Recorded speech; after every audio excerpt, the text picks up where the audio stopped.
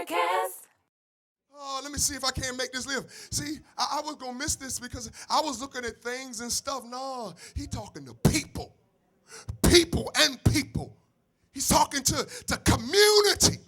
Look what he says. Look what he says. Look what he says. He says in verse 9, he says, and let us not be weary in well-doing, for in due season we shall reap if we faint not. Look at verse 10. Verse 10 says, and we have therefore, as we therefore have opportunity, let us do good. Everybody say do good.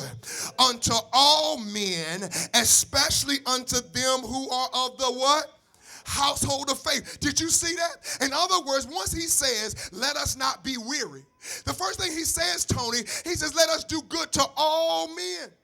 Hey, all men, I want to suggest to you, is all the above. I want to suggest to you that that's everybody on the outside.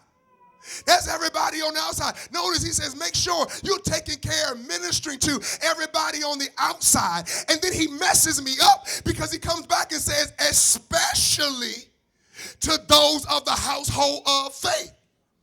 In other words, what that suggests to me is that sometimes we forget that our house is not the only house we are responsible for. Hunt your neighbor, say God's house. Hunt your neighbor, say God's house.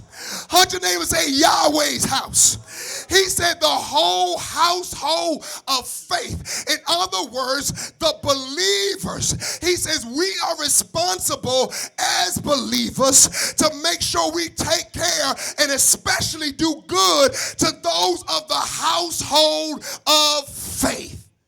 Those who believe, we're supposed to look out for them. We're supposed to take care of them. And am I talking to somebody? And it's a trip because we're so busy and we're good at everybody out there and everybody in our family. God says you have another family. God says it's my family.